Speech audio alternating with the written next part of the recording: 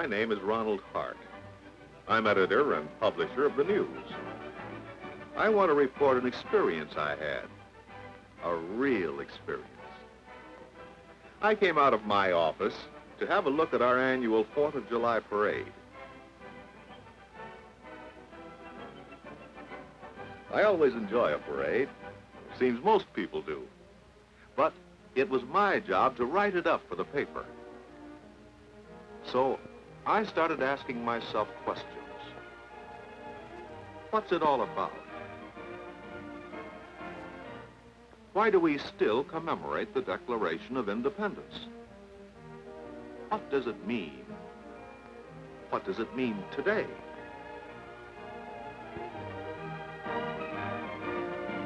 Then I had the idea of calling on Carl Hosselman. The parade had just passed the Hosselman home when I arrived. Carl had been watching it with his wife, Bertha, and his daughter, Marjorie.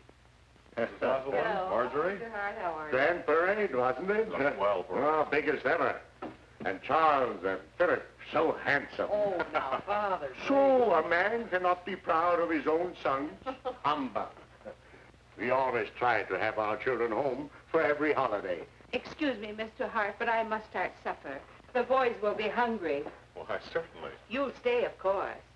Well, thank you, but I... Oh, of course he'll stay for supper. I'll help. If I need you, I'll call. You stay here and see that Father doesn't flatten Mr. Hart's ears. Flatten his ears. Humbug. Sit down, Ronald. Sit down. Thank you. Now then, as you were saying... Well, about this celebration today, yes. why do we have it? Do we know what it means? Or is it possible that our Declaration of Independence is a thing of the past that no longer has any meaning for us? No meaning? Why, it has all meaning. It means our country, our freedom, our dignity as men, our very life. Yes, Father. Those are noble words. We use them quite a bit.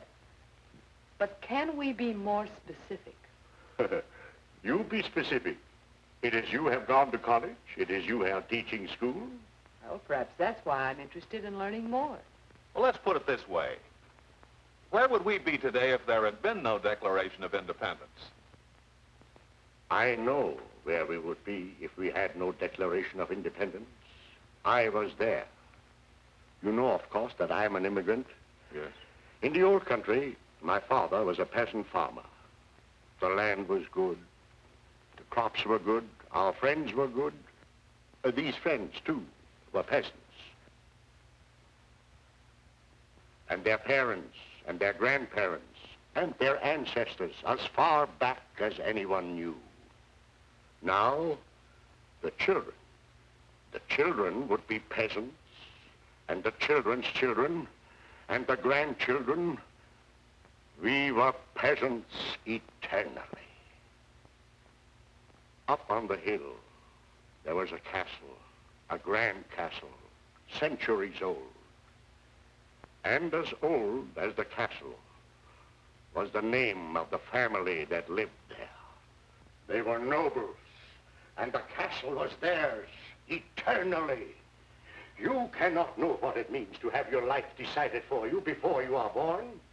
And the reason you cannot know is that in 1776, the Declaration of Independence said it was wrong. And the Declaration still says that it is wrong. Will you come inside? Certainly.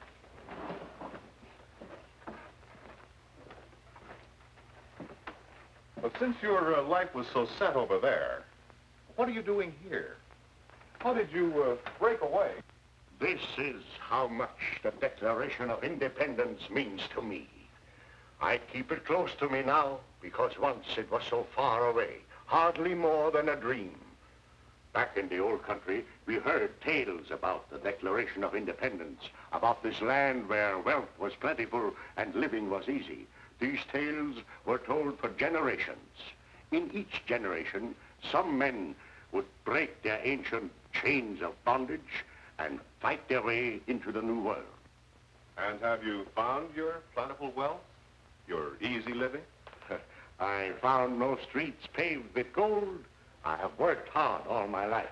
But I am comfortable. I am a free man. My children are free. Here comes the parade.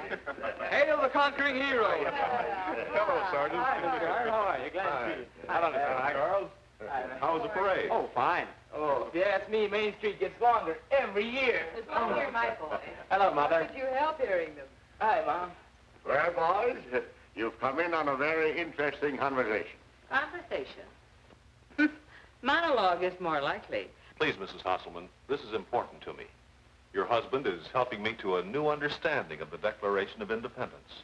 You see? Oh, well, I meant only. Try marching in the parade. Then you'll understand it. How do you mean, a new understanding? I'd always thought of the Declaration as, well, as a statement of separation from England. Oh, but it's so much more than that. Well, I mean... Speak up, Marjorie. Let us hear what you teach the youngsters in school. Well, if Mr. Hart would really be interested in what I have I'd to say... certainly be interested. Well, I like to think of the Declaration of Independence as a fourfold document. It is, as you say, first of all, a declaration of separation. It begins when in the course of human events it becomes necessary for one people to dissolve the political bands which have connected them with another, and later declares that these united colonies are, and of right ought to be, free and independent states, that they are absolved from all allegiance to the British Crown. Second, it is an appeal to the sympathies of the world. The colonists recognized and wrote that a decent respect to the opinions of mankind requires that they should declare the causes which impel them to the separation. Third, it is a battle cry, calling upon the men of the colonies to rise up and defend their rights, mutually pledging to each other their lives, their fortunes, and their sacred honor. Finally, as written by Thomas Jefferson, it is a brilliant statement of an ancient doctrine of the rights of man. We hold these truths to be self-evident, that all men are created equal, that they are endowed by their Creator with certain unalienable rights, that among these are life, liberty, and the pursuit of happiness. That to secure these rights, governments are instituted among men, deriving their just powers from the consent of the governed.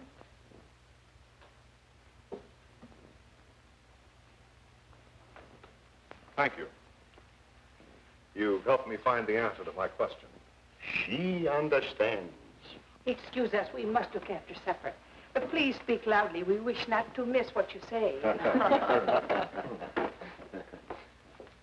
Now, you speak of a country founded on those principles. Yes. The question is, what does it mean today?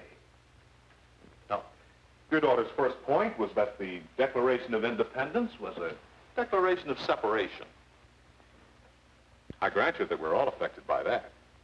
If we were still subjects of the British Crown or even of the British Empire, we might all live differently in some ways. Probably no more differently than our Canadian neighbors live today. But no, they too might be living quite differently if there had been no Declaration of Independence. How so? Recall Marjorie saying that it was also an appeal to the sympathies of the world. It helped bring on the French Revolution. It inspired men everywhere to demand their rights, in England, in South America. And look at me. Did it not reach out across the ocean and transform me from a peasant into a free man? And look at my children, these fine boys, Marjorie and the others, you know them. Consider the priceless treasure of freedom that is their birthright. Their right, yes, but also their obligation. Ah, true. Obligations and duties must always come before rights. This was so even with the Declaration of Independence itself. The men responsible for it, they held a profound sense of duty to themselves, to their families, and to their neighbors. Say, Dad. Yes? May I say something? But of course, Philip. It's funny, but I'm beginning to understand something. In the Guard, they talk about it being our job, our duty to guard the heritage of freedom. They tell us our freedom was won in battle, and it's taken several wars to protect it. And the main reason we're in the Guard is to be ready to defend it again if we have to. So you, Philip, are one of today's Minutemen, and the Declaration of Independence is still a battle cry.